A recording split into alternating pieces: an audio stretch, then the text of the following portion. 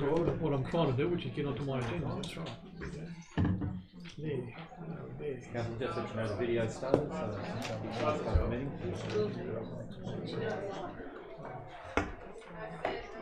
Sorry, tell them I can anymore. Oh, that's true too. I was there last night, 4 hours at Ross. Oh man. Where, bro? Airport steering group, you know that? Right. Jason O'Prey and no other council was there except me. Oh, really? Steve Robinson. Oh yeah, it was huge. And I got that out front of the Sunshine Coast office last night. By the way. Is it?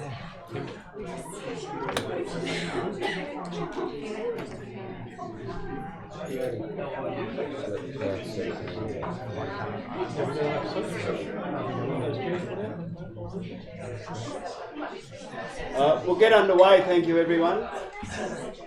Thank you all for your attendance. I call the meeting to order. I'd like to begin by acknowledging the traditional owners of the land that we're gathered on today. That's the Gubbi Gubbi or Kabi Kabi people, and pay council's respects to their elders past, present and emerging. We have an apology tonight, and that is Councillor Frank Pardon, who was unable to be here. All other councillors are present. We begin with the confirmation of the minutes of the ordinary meeting held on the 21st of March. Moved Councillor Glasgow, seconded Councillor Jurizovic. I'll put that. All those in favour? Thank you, that's carried. There are no mayoral minutes. I believe we have a petition. Yes, we do. So I would like to present this petition. The petition commenced on the 15th of April, which is only 2 days ago, and in 2 days enlisted 1,137 signatures. The petition states that the proposed new flight paths for the Sunshine Coast Airport have the potential to significantly impact on the lifestyle, environment, property values and the image of Noosa Shire. We are concerned that the reasons that we have chosen to live in Noosa will be compromised. We respectfully request that Noosa Shire's Council strongly advocate on behalf of its many impacted families and communities by, and there is 4 reasons listed. The first being seeking a 1-month extension of the feedback submission period to the 31st of May 2019 from the Sunshine Coast Regional Council and Air Services Australia. The current time frame is insufficient to properly consider and prepare submissions on the complex environmental impact statement, its associated documents and information. 2. Preparing a comprehensive council submission into the impacts on the lifestyle, environment, property values and the image of the Noosa Shire as a result of the proposed flight paths. 3. Requesting Sunshine Coast Regional Council to conduct an EIS for Lake Waiba, Noosa National Parks and coastal dunes of Castaways and Marcus Beach, as the current EIS did not consider this. And 4. Work with the Sunshine Coast Regional Council to investigate new flight paths north of the project area to minimise environment and social impacts. We request that this petition be presented today, and I shall move that the petition be presented to the CEO For appropriate action. for appropriate action. Do I have a seconder, please? I'll second. Seconded Councillor Jurizovic. I'll put the motion. All those in favour? Thank you. Councillor Jackson? Oh, sorry. Thank you. The motion is carried. Ladies and gentlemen, I realise many of you are here to listen to the discussion, debate and motion with regard to the consultation on the flight paths for the new airstrip. We do have a bit of business to get through before then. We'll get through that as fast as we can. I do ask that when we get to that debate that you listen respectfully, please, to the discussion that occurs.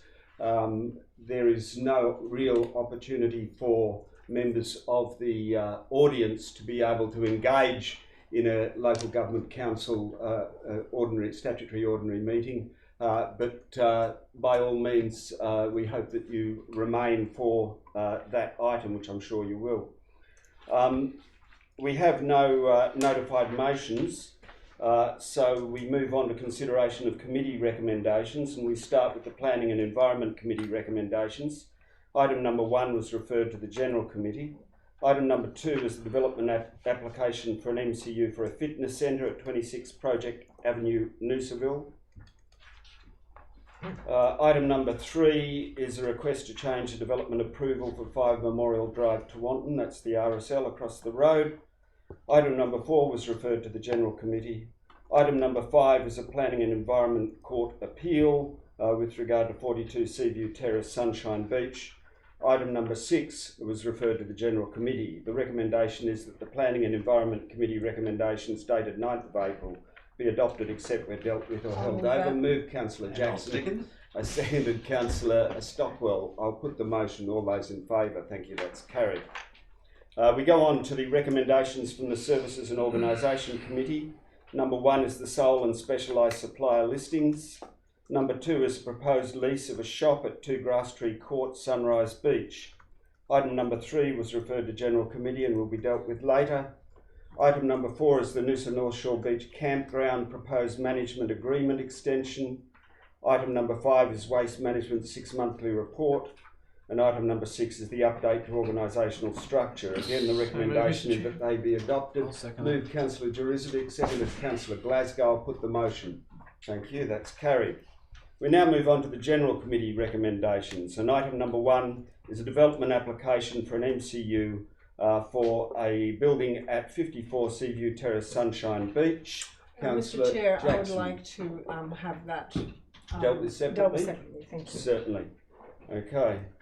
I didn't move it, I just said I would like it. Okay. Yep, I'm happy to move it. Move Councillor Stockwell, seconded Councillor Jurizovic. Councillor Stockwell, you wish to speak? I will speak briefly. As pointed out at the General Committee, this is probably a precedent-setting decision. This is the first time we've considered for a whole house rebuild within close proximity to an area identified in our coastal hazard area mapping as being subject to erosion and an increasing threat as a result of climate change.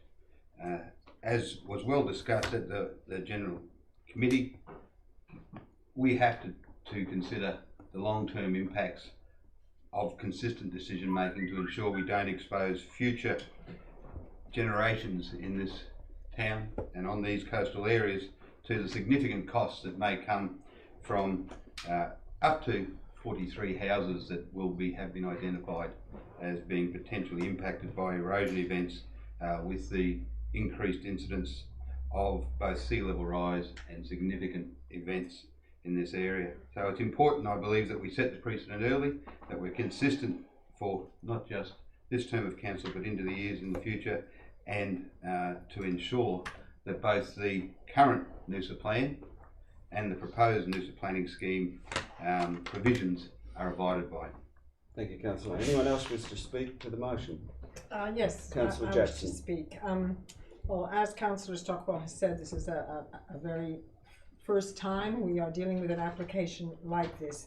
This is an item where the application is to replace an existing house at Sunshine Beach that is on a concrete slab taking up most of the property, with a smaller footprint new house and landscaping designed to suit the Juneau environment. And the recommendation is to refuse the application.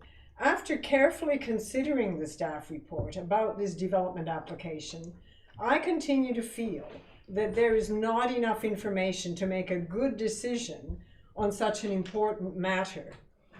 The policies, guidelines, and assessment codes may be ambiguous and open to interpretation when it comes to replacing an existing house in this location, and in my view, this requires specific legal advice. Council has not yet decided its preferred coastal hazard adaptation options. And the legal advice provided to councils by the Local Government Association, LGAQ, offers a number of ways to avoid liability in areas with potential climate change impacts, but the staff report does not canvass these options other than refusal. Council has not yet approved the Coastal Hazard Adaptation Plan, the Environment Strategy, and the new Noosa Plan. In other words, we have not yet agreed on whether to manage climate change impacts by refusing development or by implementing other solutions. The state planning policy and the local government acts concerned to prevent damage to environment does not seem applicable when in this case there's a house there already. And it seems self-evident that a replacement house with a smaller footprint would not cause further damage to the environment. In the unfinished climate change and coastal hazard adaptation plan, there are options other than refusal. Under the heading avoid, there's also the option of requiring more resilient building design. Under the heading protect, other than seawalls, there's also dune revegetation, dune stabilization, and beach nourishment. Legal advice specific to this case has not been sought, even though this is a complex, first-time decision and an important precedent. The 2014 legal advice provided by the local government association, or to the local government association to us, focused on how councils can avoid liability for damages. And the advice included a number of relevant recommendations and options which we have not canvassed or considered. These include the imposition of conditions, seeking indemnities, or noting in planning and development certificates or land records that the development may be impacted by worsening climate change. For all these reasons, I am choosing to abstain from voting because I do not feel I have sufficient information to vote in favor or against, and I feel the alternative solutions haven't been considered fully. I do understand that under the Local Government Act, if a councillor abstains from voting, the councillor is taken to have voted in the negative. Of course, that is not really what I'm doing. What I'm doing is I'm saying I do not believe I have sufficient information to make a sound decision in this case. Nevertheless, I do call for a division. Thank you. Division's been called for. Question to the CEO. Mr. CEO, under our standing orders, there is no provision made for an abstaining, so I'm presuming that Councillor Jackson's, if she chooses not to vote at the end of the debate, her vote will be recorded as a no vote. That's correct. Anyone else wish to speak to the motion? So this is a tricky one, and it's a tricky one because it's the first of what's probably going to be a number of development applications that we have dealing with properties that we now know have the potential to be subject to the impacts of climate change on our coast. The proposed development is inconsistent with the current Noosa plan. It's also inconsistent with the draft new Noosa plan, and the current state planning provisions do not countenance development eastward of the coastal building line, and this proposed development does encroach well beyond the coastal building line.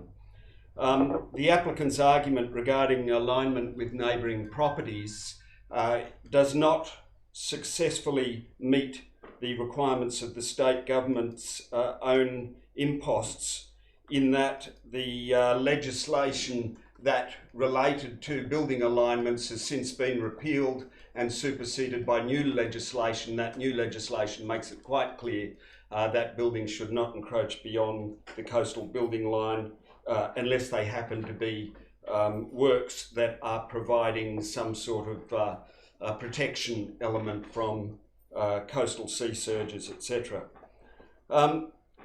Council's done some significant mapping in terms of the possible impacts of climate change and sea level rise, and this modelling's taken Council a number of years, and we're on the cusp now of adopting it and incorporating it into the new planning scheme.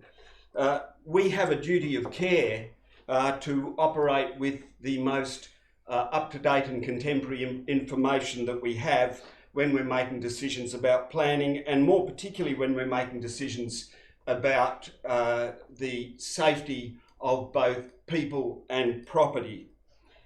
We have to take a strong position in terms of our current knowledge, not based on previous knowledge, which allowed houses to be built in areas that today we would probably not allow them to be built.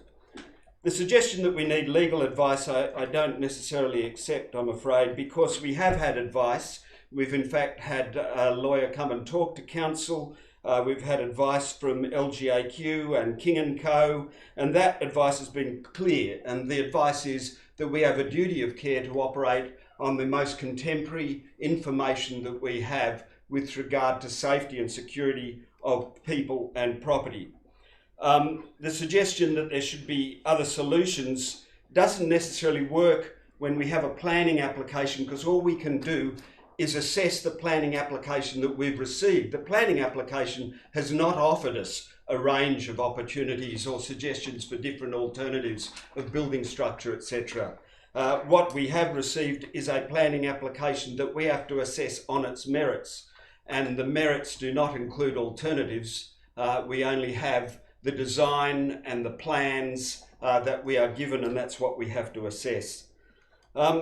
Look, even if we hadn't carried out this recent sea level monitoring and our climate change and sea level adaptation modelling, we would still likely end up refusing this application, and that is because it conflicts with our current planning scheme, it conflicts with the draft planning scheme, and as I say, the attempt to use neighbouring properties as a reason for approval is a product of outdated repeal legislation and is no longer valid.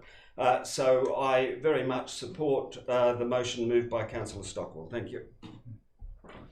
Anyone else wish to speak? Thank you, Mr. Chairman. Councillor Wilkie.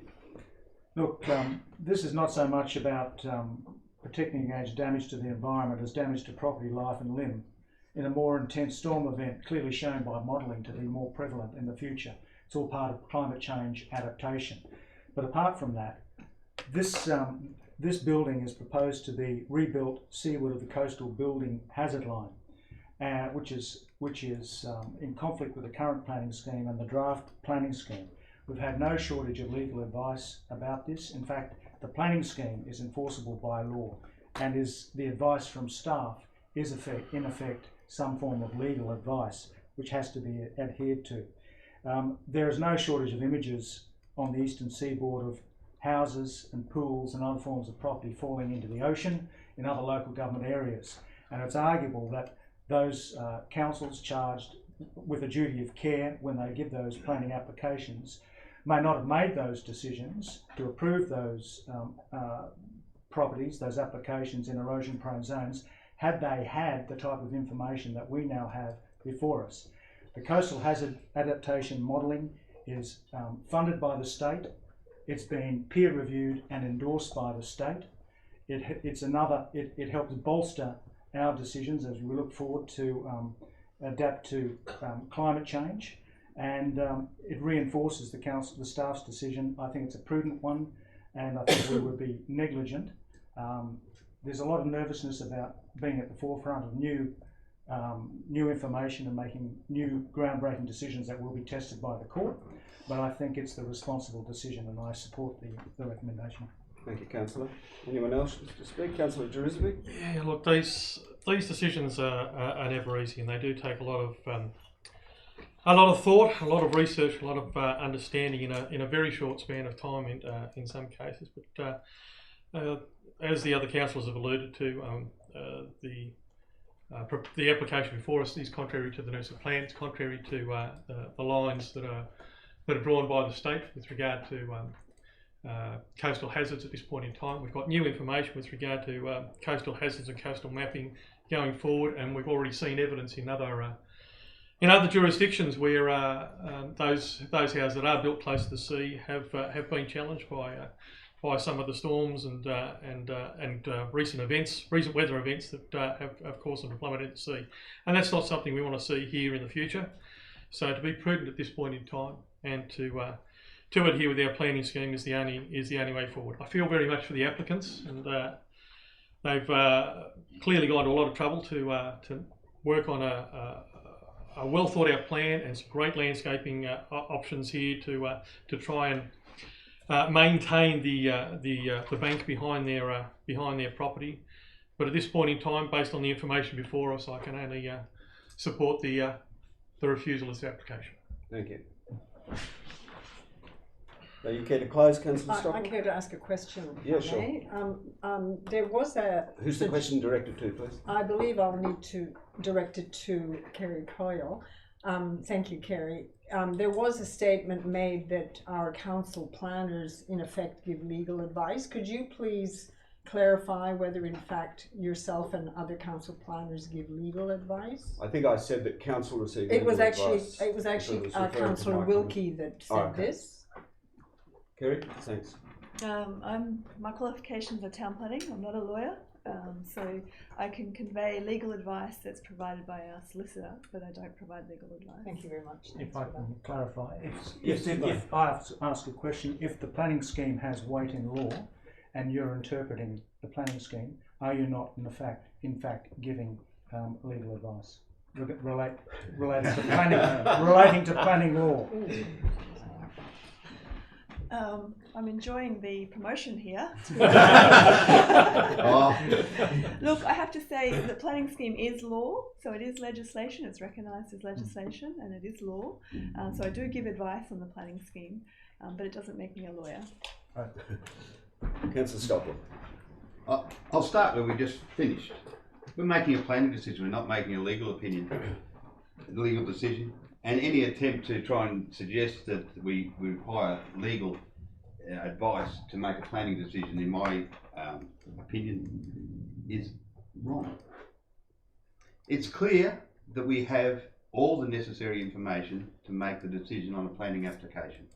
It is clear that we have the most up-to-date mapping about the potential impacts of coastal erosion from climate change of anywhere in the state that has been prepared by experts, peer-reviewed by the state experts, and approved by the state for use in planning decisions. It's clear that the state demands that we take that information into consideration.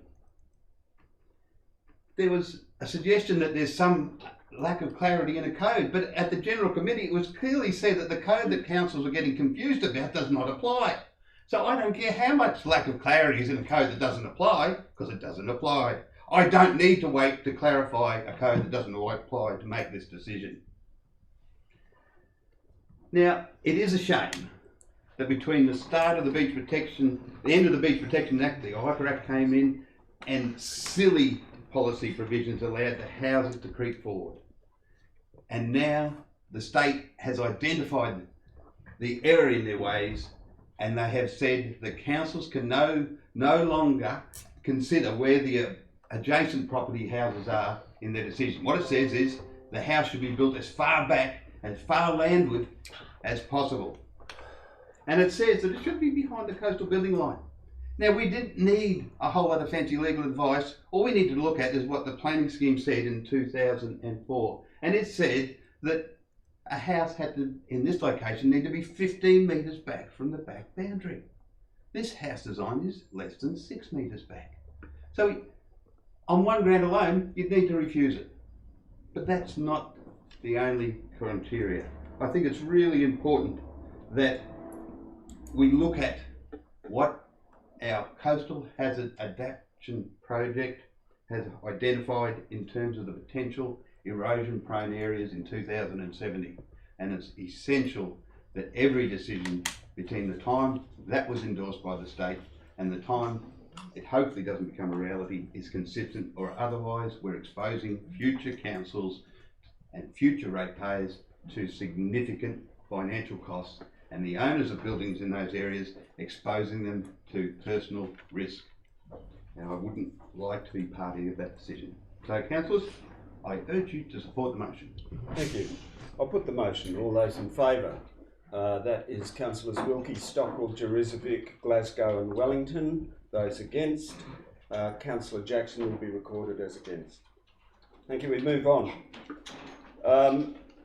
The next item from the General Committee is the development application for operational works and advertising device at 1/100 Rene Street, Noosaville. Item number 3. Now this was a confidential item and some new information has occurred. So I'm going to move that this matter be deferred, a procedural motion this is of course, that the matter be deferred and considered in the confidential session which is part of the agenda later in the meeting. I'll second it. Thank you. Councillor Glasgow. As I explained, some more information has arisen. I do want to leave the confidential session where it is at the end of the agenda, and that means when we've done with all the other matters, you can hear that new information, folks. So I'll put the procedural motion. All those in favour? Thank you, that's carried. We move on to the rest of the General Committee recommendations. And the next one is item number 4, the Noosa North Shore Ferry Service Review and Lease Extension. This item was referred to the ordinary meeting, therefore we need to deal with this item separately. We haven't got a motion as yet. I think there has been a suggested. Yes, I think we have. Your possible motion is prepared there, Councillor. I'm happy to move the resolution there. I'll read it out because others may not have had the time to read it. The Council note the report by the Property Advisor to the Services and Organisation Committee meeting dated 9th of April 2019. And A, note that the operator requests for a 5-year extension to the existing ferry lease. B, subject to obtaining the operator's agreement, agree to only extend the lease for 3 years from 1st July 2019 to 30th July 2022. At this time, with the remaining balance 2-year extension period to be further considered prior to the lease expiry to allow Council to investigate opportunities for digital technology introduction, and C, request staff further investigate opportunities for a simplified concession system as outlined in the report. I second the motion. Second, Councillor Jackson, very quick to your feet there. I'll just talk briefly. As was discussed at General Committee, we have got a Tewantin Beach and Camping Ground working group which is working on the issues of how do we look at achieving the aims of sustainable tourism on the Noosa North Shore. Part of what may come out of that group will influence the ongoing operation of the ferry, and one of the most likely outcomes is a move to some form of digital technology. The reason why I've proposed that we don't go the full 5 years is that, to me, that's too long to allow those considerations to be put in place. What it does allow for is a review period. We do understand if we go to tender, it will take up to 2 years to kit up, so that's why the 3 years. But it does allow us to have a look at what comes out of that TO working group, have a look at how the ferry can integrate with other services, other permitting systems, and see if we can make the transition to a more sustainable use of the Noosa North Shore, both from a vehicle driving and camping perspective, in a timely fashion. Thank you, Councillor. Anyone else wants to speak to the motion? Councillor Jackson. Yes, I'd like to support this motion, and I support the things that Councillor Stockwell has just said. In particular, when I read about a full commitment to 5 years without making any changes to streamlining payment systems and responding to resident needs, I felt that might be a bit long, and I much prefer a concept of having a 3-year period during which we can have a look at responding better to the needs of the residents of the North Shore as well, and that will be including some more efficient payment system, because that actually slows things down in the ferry. So I'm supporting this motion. Thank you. Anyone else? Councillor Jerusalem? Yeah, I'll add that final point that Councillor Jackson just alluded to. Not only are we looking at digital technology introduction here, but with the opportunity for a new lease, would also look at the options for potential for annual passes for residents instead of ongoing trip by trip payments and things like that. So within that digital technology introduction, it allows for a raft of other opportunities, including that simplified concession system mentioned in Part C, to be incorporated online, as most systems are now being done. Thank you. Anyone else wish to speak to the motion? You care to close, Councillor Stockwell? I'll put the motion. All those in favour? Thank you. The motion's carried. Item number 5, referred from the General Committee, is the draft events policy for Noosa Shire. Now, although that's what it says as the heading, this is not an adoption of the policy, but rather an agreement to proceed to community consultation on the policy. Item number 6 is the Boreen Point Campground Management Services contract tender. Item number 7 is a commercial high-use permit application by Neon Ride. Item number 8 is budget review 3 for the financial year. And item number 9 is the financial performance report for March. The recommendation is that the General Committee recommendations be adopted. I'll move it, Mr. Chair. Moved Councillor I'll second Wilkie, it, thank you. seconded Councillor Jackson. I'll put the motion. All those in favour? Thank you, that's carried. We now unusually have a report direct to Council, and this is of course the proposed flight path changes for Sunshine Coast Airport.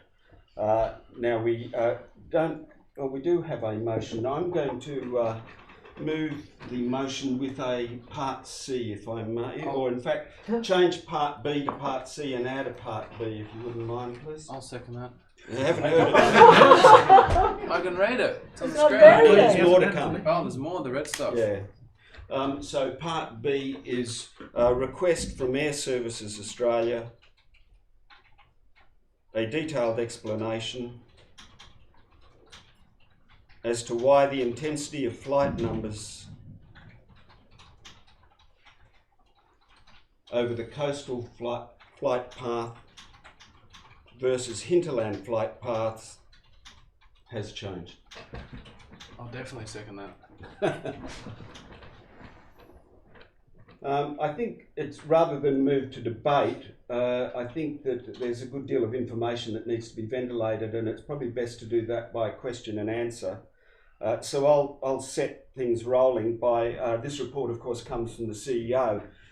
So my first question to the CEO is, what are the differences between the flight paths in the 2014-15 EIS process and the current Air Services Australia consultation?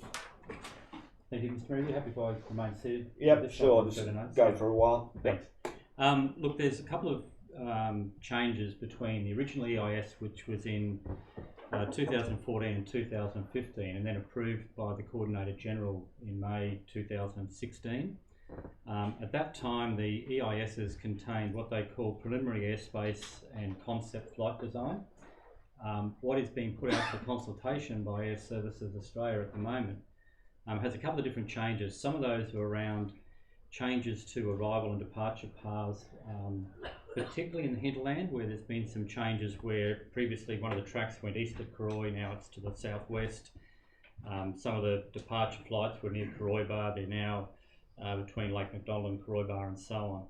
But the second significant one is I'll call it the level of density, or intensity is probably a better word, of what's known as the green flight path on the coastal area, which is now taking more of the proposed traffic than what was originally proposed in the EIS, which was approved through the Coordinator General's office back in May 2016. So there's the two fundamental ones. Some of the track changes, if you like, out in the hinterland area, and the second is the level of intensity in that green track area in the Marcus Castaways beach locality. So further to that question, Mr. CEO, what does the new modelling show in terms of impacts on Noosa residents under both those flight paths, please? Okay, to answer that, and I'm going to primarily focus on noise. You'll see in my report that the original EISs dealt with a whole range of issues. There are about 15 or more issues that were dealt with. The flight path issue has been enlivened, if you like, by what Air Services are going through their consultation. And one of the things that triggers, of course, is the question of noise and what's the impact on residential amenity. In terms of the noise impact, there are a number of different ways that noise is measured. Some relate to the number of events when a particular decibel limit is reached, and that's in airports. They often use N70, and I'll put in the report some maps which show the extent of that N70. They also have the ANEF, the Australian Noise Exposure Forecast, which relates to one of the Australian standards, 2021,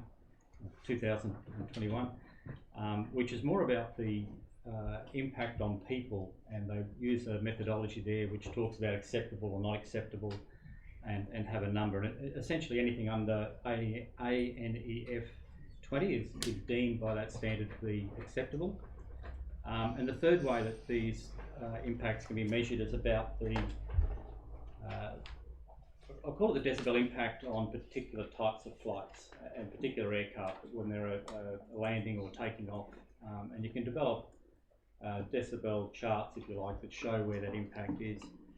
So when you have a look at those particular things, I've set it out in the report where the graphs for the N70, which is the number of times that noise would reach 70 decibels.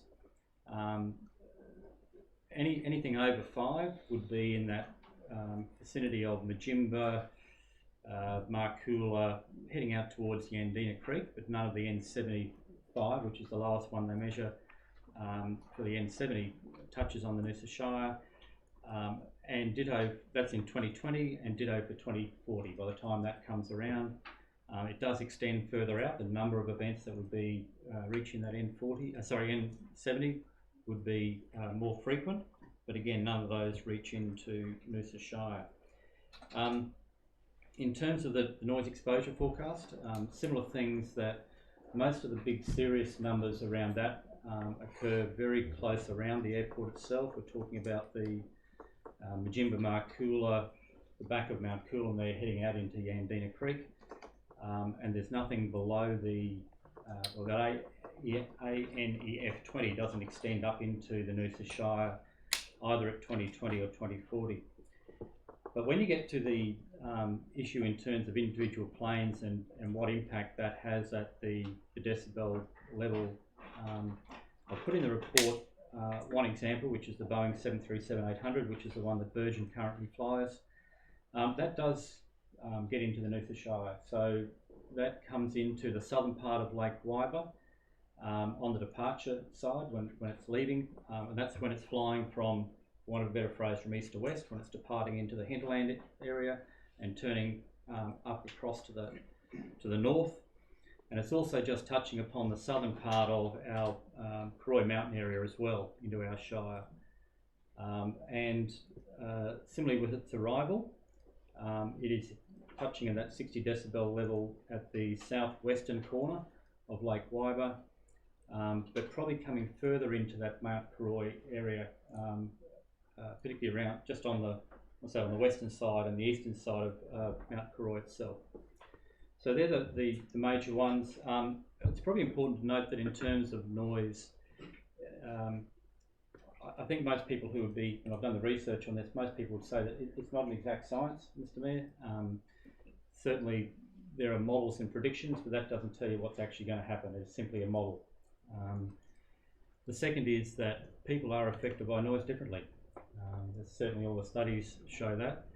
And often noise depends on a range of environmental factors, whether it's cloud, time of year. So, for example, in winter, noise might travel further than summer. There might be mountains or things like that affect it as well. And the other one that affects, in terms of the ANEF, the impact on people, is about the level of background noise that's already in existence. And that's one of the things that is a big issue. And so that's, for example, if you we're all have it. I live not far away from a busy road. I hear it at night, not during the day. It's that level of background noise which is a significant impact in terms of the impact on people. So that's one of the background noise issues, and that's probably more significant at night than it is during the day when there's less background noise. Thanks. In terms of the noise, there are some useful analogies that I believe can be made regarding what 40 decibels sounds like and 60 decibels. Do you have that at hand in terms of if around 62 decibels, I understand, is the maximum noise that will be likely to be heard under the current modelling in the Noosa area? Is that correct, that the modelling suggests that 62 decibels in the Noosa Shire area is around the maximum, and what does that equate to? Yeah, if you have a look on page 21 of my report, there's a whole lot of examples around the world where people try and line up what is the what's a decibel sound like. And one of the things about decibels is it's an incremental scale, so it's not a linear thing that every 10 it sort of goes up. It ramps up very quickly in terms of that impact. So in the report you'll see that one of the examples is that 60 decibels is conversational speech. I haven't actually got a decibel reading on there, but I suspect I'm probably close to 60, and I'm sure some of the councils will be a bit louder than that. But once you get up to 70, you are talking about radio noise, much louder street noise and things like that. Sorry, what was the second part of your question, Mr. Mayor? The question was the analogy for 60 decibels, and is that the maximum that will be experienced over Noosa Shire? It's hard to say that absolutely, because as I said before, it's modelling at this stage only, not in terms of what would actually occur. So I couldn't answer that definitively, but certainly the modelling is showing that the 60 decibel for that Boeing would certainly go into Lake Wyber and certainly out past Karoi Mountain. There seems to be some confusion about the heights of aircraft, and I've received a number of emails today claiming that they will be 1,000 feet above Noosa. In terms of the lowest they will be flying over the Noosa Shire, is it possible to say what the height will be at their lowest extremity before they leave Noosa Shire? I'm going to have to rely on what the information is put out through the Air Services Australia. So, and at the moment, according to their information, they're looking at 3,000 feet roughly. It'll be up or down, if you pardon the pun, around that number, but that's the figure that they're publishing in terms of their consultation. So the 1,000 feet does not equate with the information we're receiving from Air Services Australia? Correct. There also appears to be a belief by some people that flight paths can be moved around and it can be readily determined how often planes fly in from the north versus the south. But my understanding is that the flight paths are designed not only to deal with residential conurbations underneath the flight paths, but also to deal with potential predominant wind direction. Thus, the information I believe we've received from Air Services Australia is the number of times that planes would be flying in from the north would equate with the number of times that a predominant southerly wind was operating, for example, and if they were flying out over Noosa, that would be a product of a northerly wind. Yeah, that's essentially correct, is that the flight paths are designed to deal with, I'll call it safe flights, or landing into the wind or taking off into the wind, and that will depend on the wind. Obviously there's some historic records about wind direction, about what percentage of time the wind blows from the east or the west in this area, and I think that, to my knowledge, is how Air Services have worked out their estimate of the number of flights that will be coming in from different directions. Mr. CEO, what legal ramifications do we exactly have with, they're telling us one thing, 3,000 feet, 65 decibels, and if they do, let's just say, God help us, but they do the complete opposite thing in 12 to 14 months, what legal ramifications does the council have to have with such a body like Air Services Australia or whoever's... I couldn't answer that without going through any cases or that's occurred elsewhere. You haven't heard of it much in the past, ever? No. So we just have to hope that they are spot on. Yeah, I can't answer that, Councillor, because I just don't know whether that's been challenged in other airport cases. I need to go and research that. It might be useful if you explain where Council's authority begins and ends with regard to this matter in terms of us influencing the outcome, please, Mr. CEO. Sure. Obviously, we can make a submission to Air Services and the Commonwealth Government. Ultimately, this is their decision. It's probably fair to say that as a local authority, we would have a reasonable amount of sway, and they would certainly listen to a cogent argument, but ultimately it's their decision, not ours. Councillor Stockton. I have a question. I'll ask the question and thank you. Sorry, we can't accept. But I'm just pointing out that the information you were given was wrong there. They showed 3,000 feet over Marcus Beach and descending. That means they will be lower than 3,000 feet in the Shire. And the other thing is an airport has to put in a submission for a master plan every 5 years on their EIS. So if they change it, it's done. Okay, thank you. Look, I'm sorry, but we don't allow interjections from the audience. I'm sorry, it's not part of the standing orders and not part of useful practice, because when we start going down that path, then unfortunately we lose the ability to be able to make relevant decisions and be able to hear arguments from the councillors who ultimately have to make the decisions. Councillor Stockton. Yeah, my question is a little bit about if this was a development application. So it's a question about what standards we may apply if we did have the decision-making power.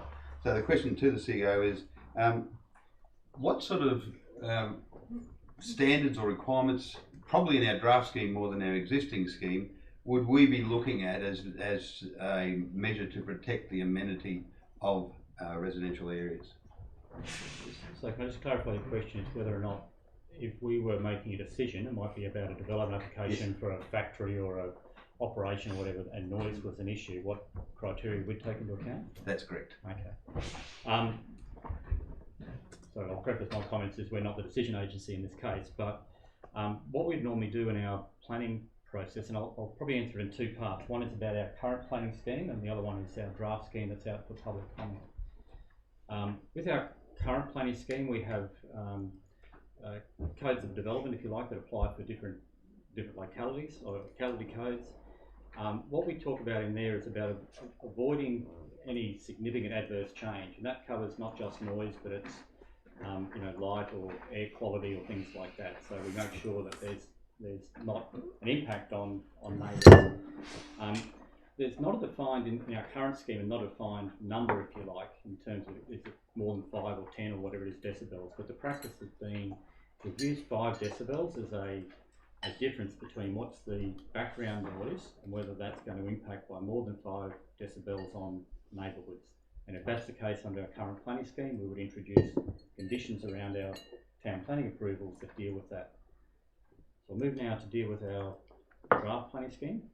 And that's essentially what the draft planning scheme has done. It says that if there is going to be an impact on the background noise levels of more than 5 decibels, then we would take that into account in assessing the application and probably look at conditions about how we would minimise the impact of noise. Any other questions? Okay, I shall speak to the motion. Look, I fully accept that there are many Noosa residents who are very concerned about this issue. I will point out that consultation did occur in 2014-15, and for some reason we had less concern and interest at that time, it seems, than there is now. But the Noosa Council had only just formed at the time that happened. There was 2 sets of consultation, in fact, and it was reasonably well ventilated back then in the local media, etc. However, I accept that there have also been some changes made to the flight paths, both in terms of their trajectory at the northern end and also to the intensity on the flight paths over Noosa. None of us sitting here at this table are experts, so we do have to rely on expert advice. And that's not necessarily easy either, because there's an awful lot of people coming to us saying, I'm an expert. So to some extent we have to filter the information we're receiving and work on our best judgment as to what the most likely credible information is that we have to deal with here. And obviously the motion seeks to get further information. This is difficult because as a result of the EIS process that happened in 2014-15, the airstrip is now being built. The airstrip will be used. There is no going back on that, folks, because the funding is in place, the construction is underway. It's a multi-million-dollar project, and the airstrip, the new airport, will be used. As I say, Noosa Council was caught on the back foot somewhat, because when the EIS process happened previously under the previous mayor, we were busy trying to gear up and get our house in order. And however, there was a discussion going on with residents at that time. I appreciate that there's more concern from coastal residents this time round, because the purpose of the current consultation is to deal with the changes that have occurred, and those changes most impact certainly on coastal residents. And there's no however, we are in a very difficult situation because we can't actually say stop building the airstrip. And to be absolutely blunt, it is very unlikely that they are suddenly going to rework flight paths to suit an airstrip that is already under construction in any really significant way. The presentation we've had from Air Services Australia, the first one I wasn't able to attend, the second one, the first one made it clear that they believe that they have found flight paths that have the least impact in terms of resident amenity as compared with other alternatives, and which suit both the direction of the airstrip and the prevailing winds that they're expecting to occur. We can either take them at their word or not, and that puts us in an awkward position, I'm afraid. I think that we could go to Air Services Australia and say start again, but I think that's not going to happen, so there's really no point in doing it. However, if we ask for a continuation, if we ask for a, I'm sorry, but it's not going to happen.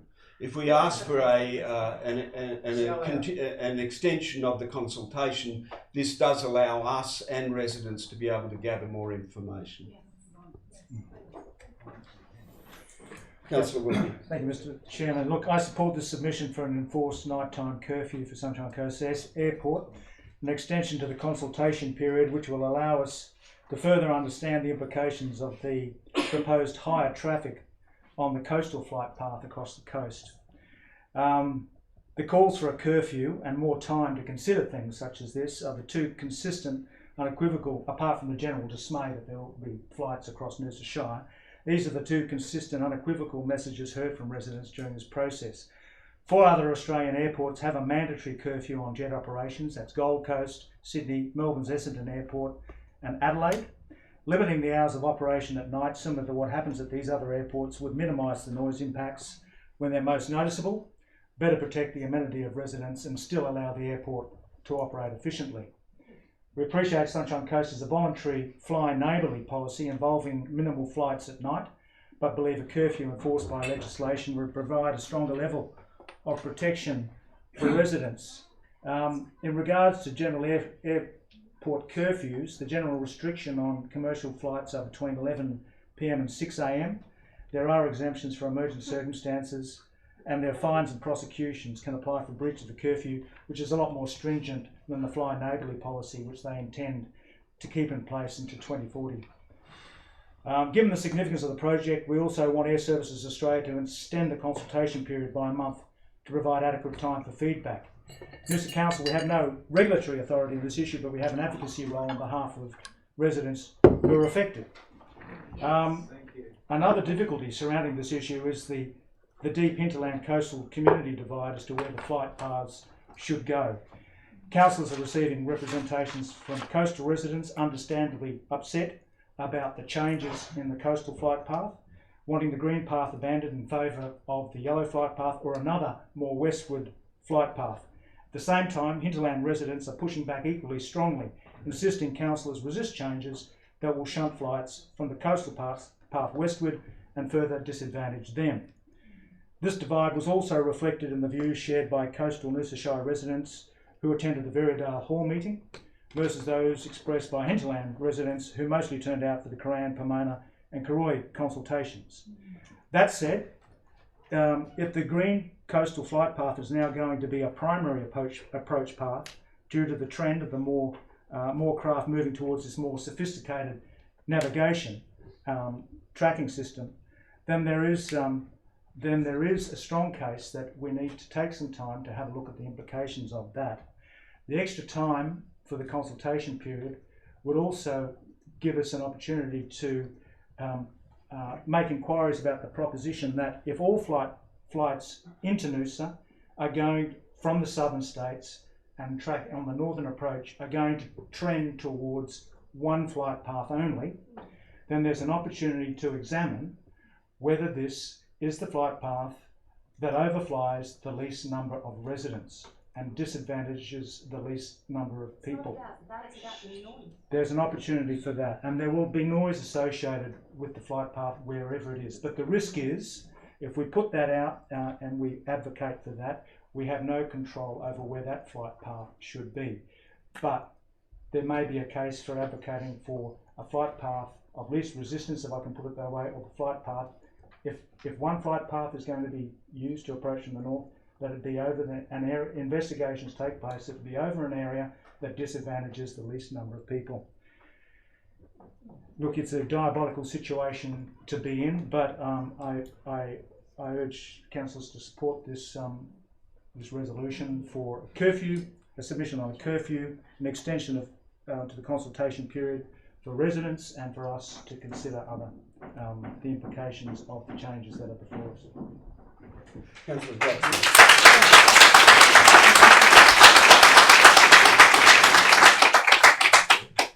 I have a question of the CEO, please. The decision, who makes the decision about whether an airport would have a curfew? Yeah, good question. The air services certainly have a role, but the final decision is made through another part of the Commonwealth. It's the Commonwealth Government who makes that decision, and it's actually through the Department of Infrastructure, Regional Development and Cities, which is one of the Commonwealth departments. They make the final decision.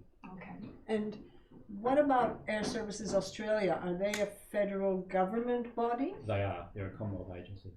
Okay. I would like to make an amendment to the motion, an addition D, which would say, oops,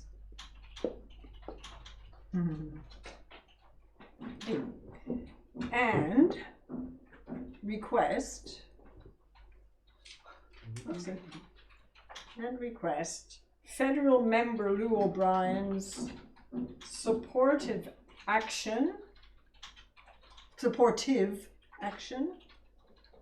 on this matter.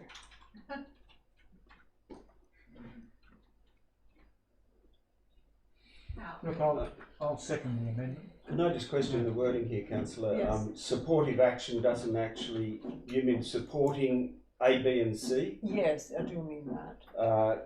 To support our council's action. Okay, to support council's Okay, so advocacy on behalf of the community?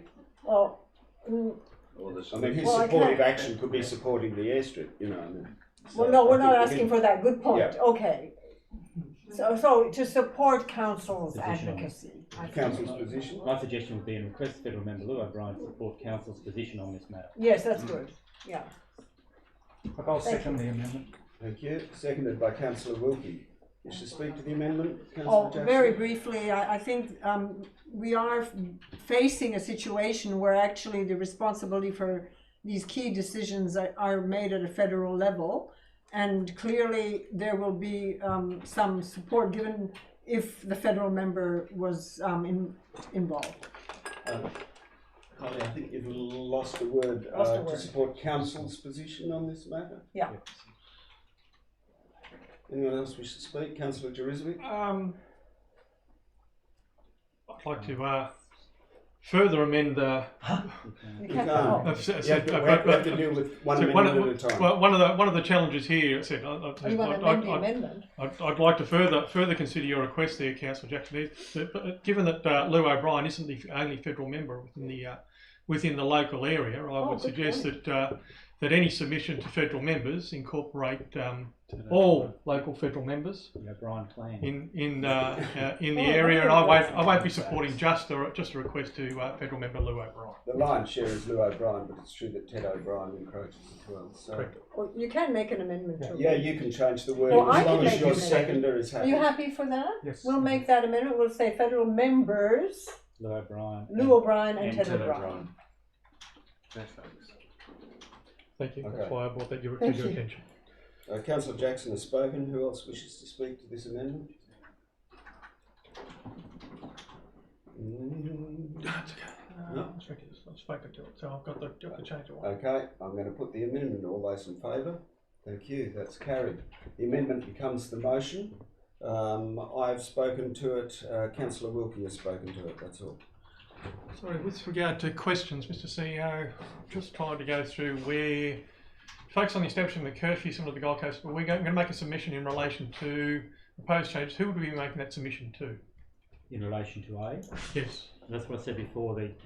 We'll obviously provide a copy to Air Services Australia, but the decision maker on the curfew is the Department of Infrastructure, Regional Development and Cities. So we'd make a submission to both those entities. Thank you. A copy Just to clarify where that curfew.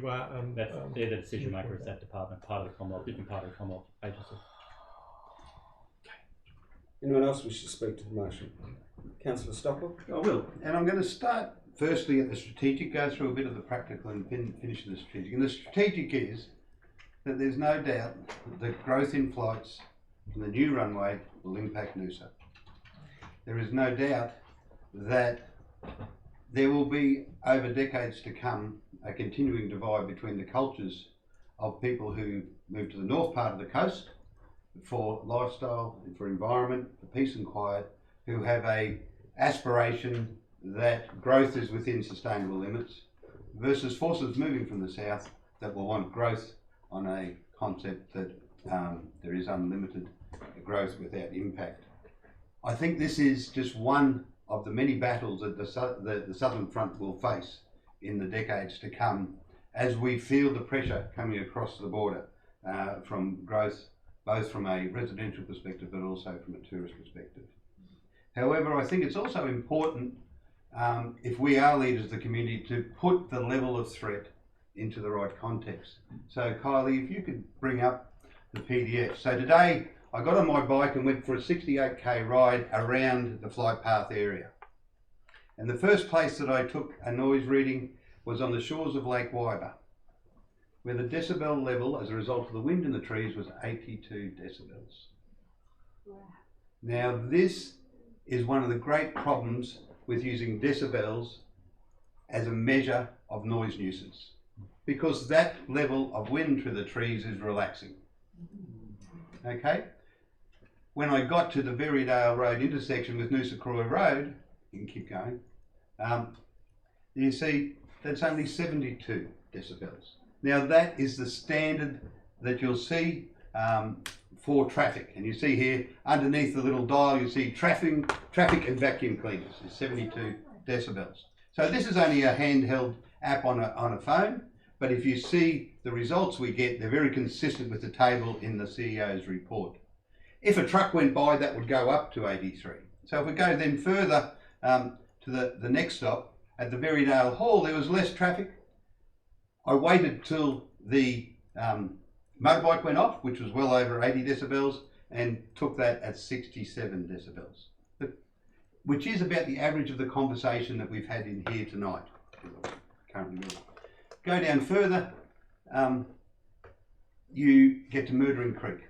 And once again, close, the first house away from the intersection of the motorway and Murdering Creek, once again, a reading of about 80 decibels. Now, that is a noise nuisance, even though it's lower than the wind.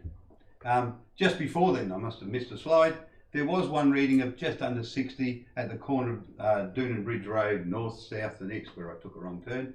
But the lowest level around about 60 was there. So keep on going, and I went through to the edge of the National Park. At Clarendon Drive is where you go through the closed section of road to Woodland Drive. And it was 69 decibels. And it was either a large truck on the motorway that could be heard or a fixed wing aircraft I couldn't see. So even away, quite distant from traffic, we are getting noise. Go then next to Marcus Beach, where we see, once again, at the roundabout, normal traffic volume 73. I then went to the beach, which should be the next one, at the top of the dune, sound of the waves, 73. Two very different noise profiles, one that would be annoying, one that wouldn't. Come back from the beach and you get to a nice quiet spot, and the sound of birds, 61. That's all you could hear was birds. Okay? And then you go to the back to Mahogany Drive and you get to 57. Okay? And so then we look at 57, and that's probably the most important number, because that's what people will be expecting, particularly at night when they can't hear traffic, regardless of where it is. And so my battery ran out, so I didn't ride all the way home, but when I got home, 68k is not bad for a 59-year-old, come on.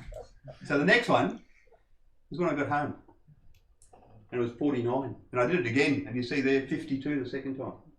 And so what that tells me is that while a lot of the people in Marcus Beach have become alive to the potential impact, there is more Noosa Shire residents in the rural part of the Shire under the flight path than the orange flight path. And it's that quietness that will be more likely to have a greater than 5 decibel during the day. So I think it's really important to put the level of noise. As the CEO said, the model says that no part of Noosa will be going more than 70. And we know that just normal urban around traffic will just be that during the day, but we'd expect it to get quieter at night. So that's why I think it is the most important thing to do for our whole community is to push for a regulated curfew. Okay, so the EIS has been approved, and if this set of flight paths do not get approved, then the proponent can resort back to the existing approved flight paths. I asked that question. So the best thing we can do for our community is trying to limit a curfew, to try and keep the proponent to what they said they would do in the EIS. And I think that's important that the item, the B, that the Mayor put... Why can't you ask for an updated EIS? The Mayor put in there was to have an understanding of what has changed and why there are more flight paths over that green area. And I'll kind of come back, because I think in today's paper, a very old local, Bill Tainch, he talked about Robert the Bruce Scotland and modern day Noosa have a lot in common. Wild heath lands making up in the north of their fiefdoms, the main populace right on their southern border, and both under constant invasion from the south. Now this is not a council versus council. This is about a community with different values, and I think it's really important to note that it's not only trying to limit the impact of flights we have to worry about. We have to, as a community, keep vigilant and keep the fire in our belly about the flow-on impacts if we allow growth to go on without limits. And what he said is, imagine your morning Noosa Park clifftop jog coming into a halt behind a line of 40 tourists following a flag-bearing guide who has stopped to look at a bush turkey. Try to slip past them and know another flag-bearing and 40 followers to come. So as the Mayor said, 5 years ago we had a consultation, but it was 5 years too early because people either, and I've met lots who were in the area, who were knowledgeable, who were professional, and didn't understand what was happening. I certainly know the Mayor spoke to the Noosa Residents and Ratepayers meeting during that time and communicated some of the noise information. But the worst time to try and to change a decision is 1 minute to midnight. What we have to look at as this community is what are the threats in 5 years' time and what do we do now to try and avert them.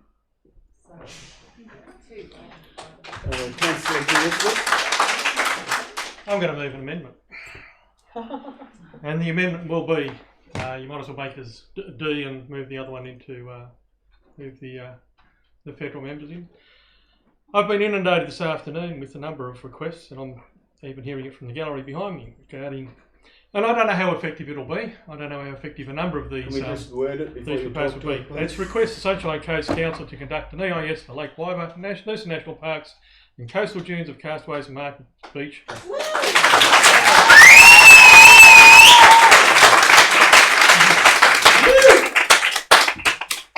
So can you go back and start closing it up on Thank you. I'm stealing the wording from the emails that I've been getting. It's requesting Sunshine Coast Regional Council to conduct an EIS for Lake Wyber, Noosa National Parks. Would it be the wording in the petition you already had? In essence, it's the wording out of the email which I believe is in the petition. Noosa National Parks and coastal dunes of Castaways and Marcus Beach.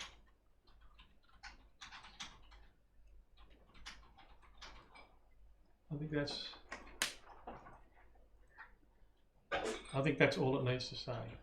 About an independent EIS, but an independent body. Yeah. Yeah. Not ASA. Yeah.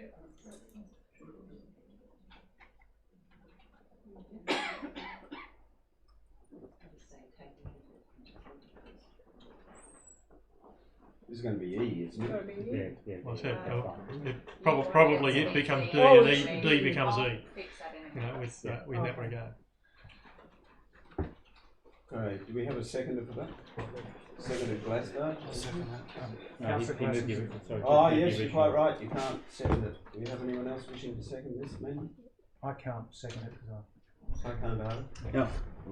I'll second it for the purpose of debate. I fully support this Councillor, hang on. Okay. I'll let Joe haven't spoke to first, it. I'm afraid. Wasn't his Are you happy with the wording yet, Councillor?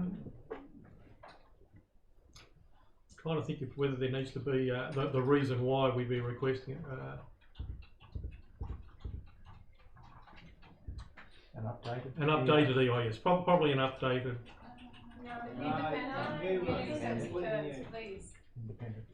Happy to have the word independent there. Yes. And community section terms of reference, please. Okay.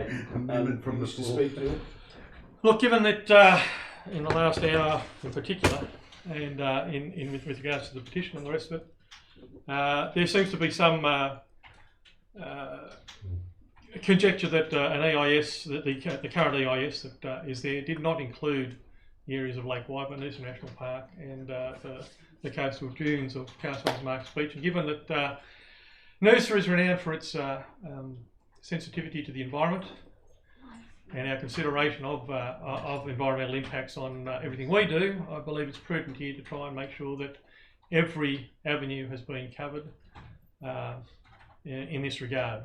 I'm unsure as to how successful we'll be in getting a change here, but at least if we request it, it can be considered. If we don't request it, it can't be considered. So I'm bowing to the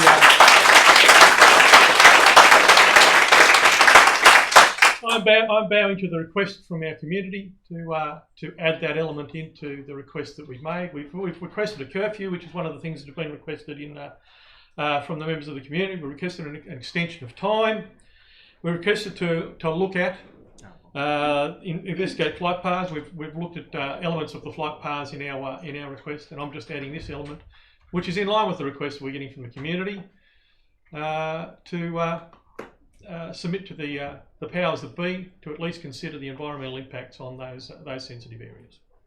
I just have a little query about the wording still, because the way it's I'm written, happy to work on the wording. I've stolen that directly from the email. Yeah, Noosa National Parks could mean all Noosa National Parks wherever they are, the way it's worded at the moment. You're referring to Noosa National Park in the Castaways and Marcus Beach area. Within the flight path route. Well, Lake Wyburn plus Noosa National Park within, and Noosa National Park and coastal dunes within the Castaways and Marcus Beach area. Yeah, that'll do.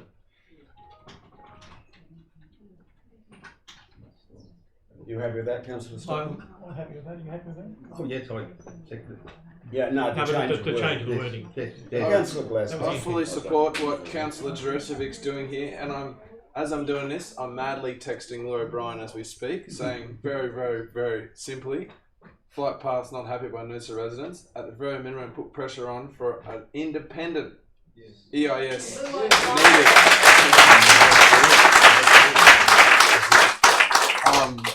It's only a text to Lou. I know Lou's on the campaign trail, as we know at the moment, but he can put pressure on maybe from the federal government. I do support exactly what Councillor Jeresevic was doing here. And there seems to be a lot of emphasis about independent, so we'll take it from there. But like I said, it's a very, very hard subject to sort of get right at the moment. And I do like what Councillor Wilkie said at the very end. We are advocates. We are advocates for the Noosa people in Noosa Shire. So this is what exactly we're paid to do. So thank you.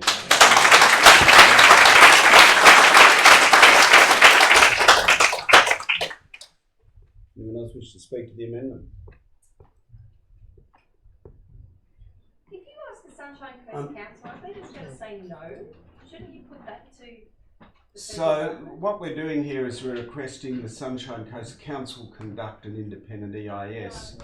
No, it's got to be next week. The understanding that I have from my dealings with Mayor Mark Jamieson is that this is unlikely to succeed. I've got no qualms about making the request, but I do want to warn my fellow councillors that we're under considerable pressure from the Sunshine Coast Council in 2015 to fully support the extension of the airport, and that request has continued into the current council request for Noosa Council to support the airport, and I'm just warning that I'm happy to make the request, which I will be doing, or the CEO will be doing, but I don't want to raise expectations too high given the discussions I've had with the Mayor of the Sunshine Coast Council. Just a question to CEO, and just to clarify the amendment, the Sunshine Coast Regional Council is the correct person to address the request for an EIS too. Yeah, they manage the EIS. That EIS process is then ultimately approved through the Coordinator General. If they go through an EIS process, the first part of that process is to have a terms of reference determined. That takes a period, then those terms of reference are assessed, and then the Coordinator General, which is the state government, then makes that determination on the EIS itself. Anyone else wish to speak to the amendment? You wish to close, Councillor Jerusalem? No, again, I don't wish to raise the expectations of the community either, but this is a request from our community, a direct request to the councillors to make that request. And on behalf of the community, I'm making that request in this amendment. I'll put the amendment. All those in favour? The amendment's carried. The second amendment becomes the motion. The only ones who have spoken to the original motion are myself, Councillor Wilkie and Councillor Stockwell. Does anyone else wish to speak to it? Councillor Jerusalem. Boy, we get some good ones. Look, yes, we did. I was part of the council that when the original EIS and the original request came before council, that council didn't support or object to the airport. We stayed fairly neutral on the thing, because there seemed to be some benefits for the community going forward, but there also seemed to be some impacts, and those impacts were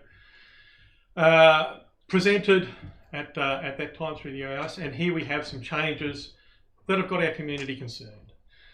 And I think it's only right as councillors that we try to convey those concerns to the powers that be as best as we can, and to make them aware of the concerns of our community, and try to, where we can, influence the decision making so that it does take the concerns of our community on board. I believe that what we're doing here is meeting all of those concerns. I'm having gone, having, as Councillor Wellington alluded to before, having gone all the way down the path that it has already, with sand being pumped and a new runway soon to be delivered. I see real challenges in getting any amendments at the last hour. But all we can do is ask, and all we can do is submit, try to get support for our community with regards to the concerns that they raise. Oh no, that's not right, Carmen.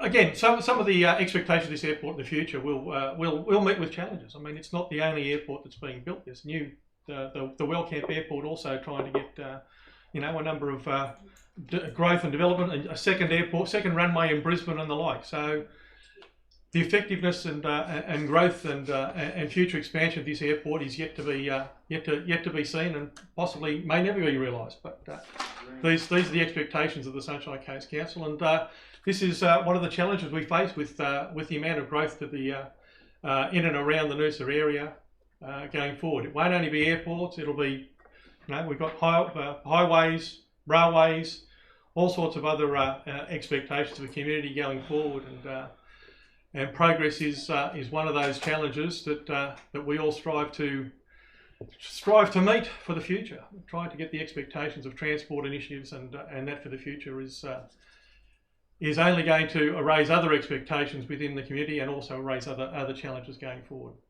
Thank you. Thank you. Anyone else wish to speak? No? I'll briefly close.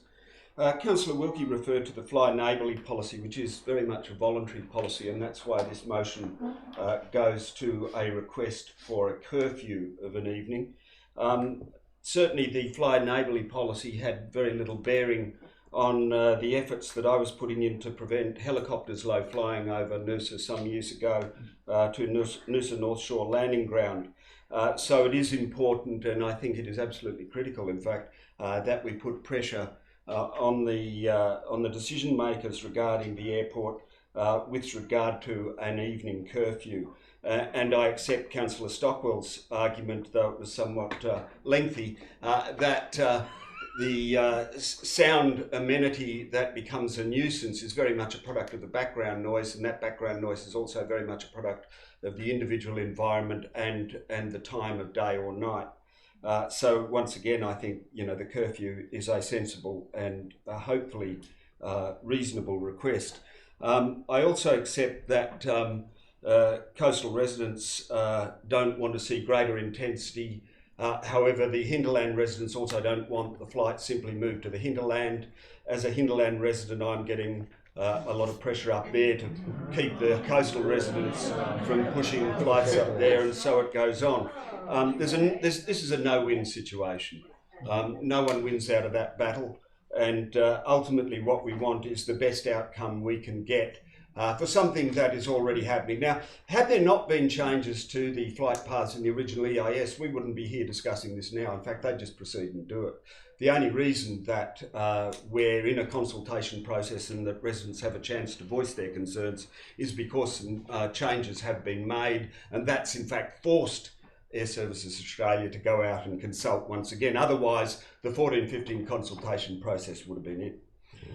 This motion does seek to gather further information on behalf of our community, and it also, I hope, reflects many of the concerns of the community and Council's desire to convey those concerns. So I commend the motion to you.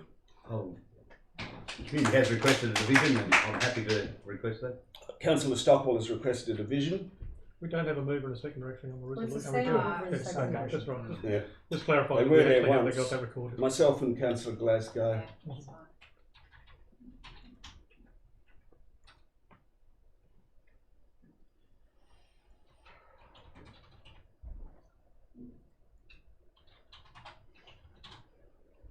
Okay, I'll put the motion. All those in favour?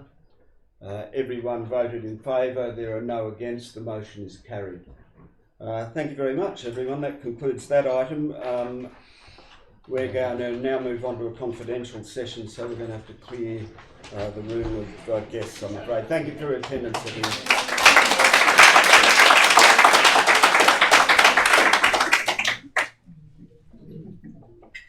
Thank you. I'm going to allow you to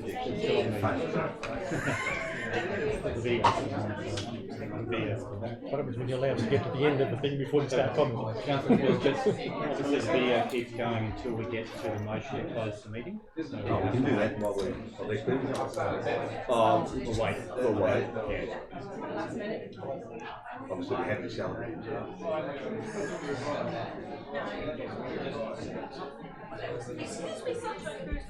You got one ready there?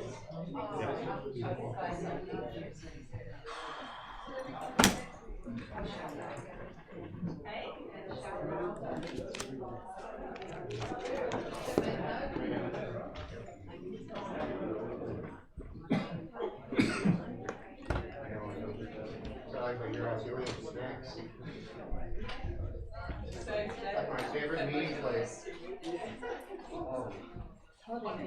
It is, isn't it? Once the air conditioning stops. Oh, the air conditioning's on. Yeah, it cuts off at a certain time. Okay, we need a motion to close the meeting. I'll move that. Move Councillor Glasgow, seconded Councillor Jackson. I'll put the motion. All those in favour, thank you. We now need to stop the live transmission.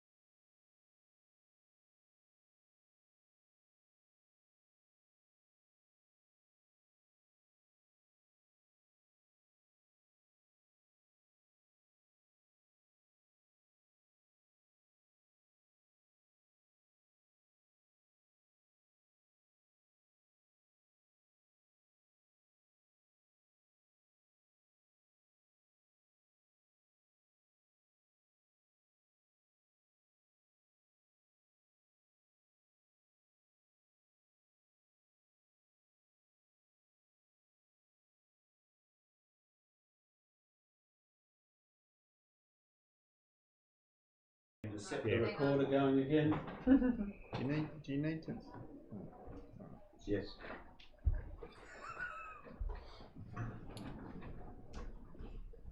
Oh, they have to come back in if they want to. Just in case anyone wants to come back in. So as this was, just for the sake of the tape, as this was originally a confidential item, and it was a confidential item because it is commercial in confidence, because it involves a land purchase and a decision about a land purchase, the details of which might prejudice our success or otherwise in the land purchase if the details were to be made public. It had to be dealt with in confidential session. There were some changes as a result of information, new information, which we have just discussed in confidential session. However, of course, we can't deal with a resolution on any matter in confidential session, so we've now come back into open session, and there's a mover here. I'll move the motion. I'll second the motion. Seconded Councillor Jerizabit. And for the sake of the tape, I'll read the motion that the council note report by the Principal Environment Officer to the Planning and Environment Committee meeting dated 9th of April 2019. And A, authorise the Chief Executive Officer to negotiate the purchase of Lot 3 RP 186809 up to the valuation obtained by council. B, remove the confidentiality in relation to this report upon the signing of a contract to purchase Lot 3. And C, noting that subject to recent advice, the opportunity for a subdivision of the land for the purpose of a revolving fund appears not to be in accord with the South East Queensland Regional Plan. Thank you, Councillor. If you want to speak to it, you have to speak very generally because you can't breach the confidential information. So, only to say that I think it's a good way forward, and I thank the community member who brought it to our attention. Thank you. Anyone else wish to speak? I'll put the motion. All those in favour? Thank you. The motion's carried. Folks, that concludes tonight's ordinary meeting. The next meeting, in fact, is on the 16th of May, and it will be held at the Koran Memorial School of Arts Hall in King Street, Koran, commencing at 6 p.m. Please note that as it will be off-site, the meeting will be recorded, but we won't be able to live stream it. So it will go up on our website as soon as we can after the meeting, but people won't be able to watch it while it's happening. So I invite them to come to the meeting, to see it in the flesh. We'd love to see you there. Can I suggest being in Koran?